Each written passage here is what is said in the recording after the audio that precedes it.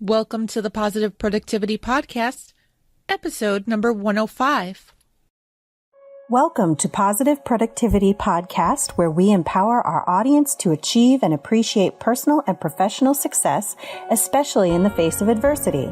Listen in as our guests reveal their stories of challenges and hurdles and how they overcame defeat and became triumphant in their endeavors.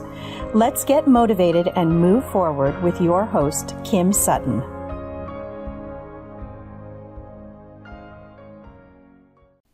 Today, I would love to hear your feedback and your responses and the answers to the questions I'm going to ask. So after you get done listening to this episode, please visit thekimsutton.com/pp105 to leave a comment. Do you have a bucket list? Or do you have a script for your life or a to-do list, like a dream to-do list, and the things that you want to get done in the next year, maybe in the next month, or in your lifetime? That's the first question I would love to hear your response to.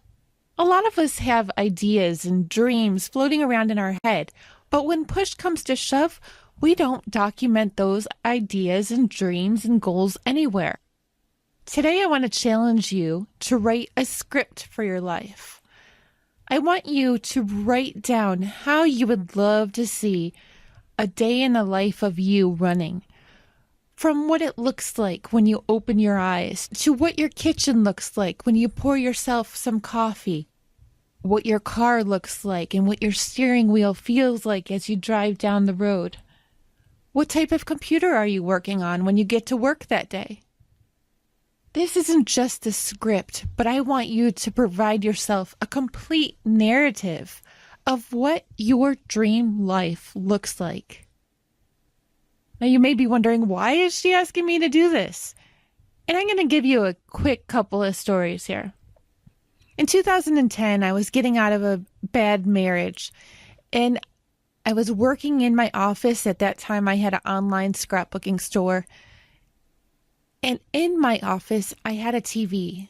One night, I watched the bucket list, and I was so inspired to write a bucket list for my life.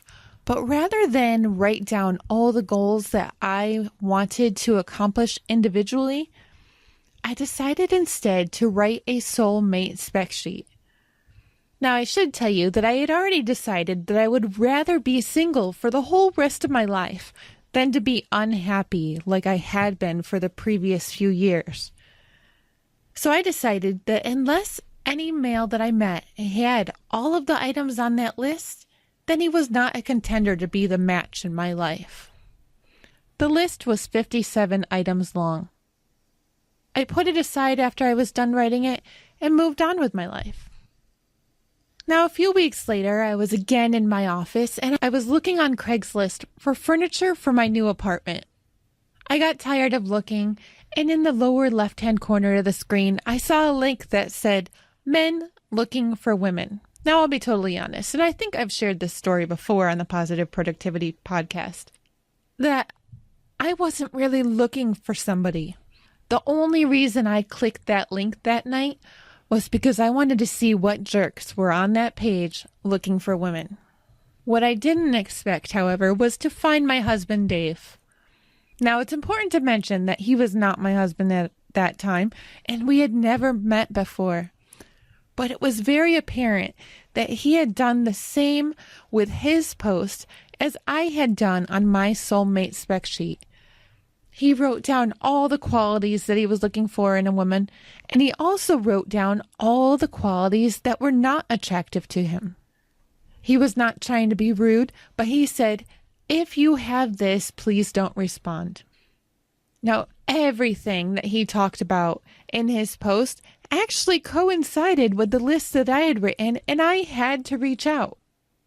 7 years later, we are happily married, have added 3 more kids to our life. So you can see how it does work. Last night, I was chatting with a coaching client, and he mentioned that he was listening to Tony Robbins. Now, this is not a story that I have personally read myself, so if I'm getting any of the details wrong, please forgive me.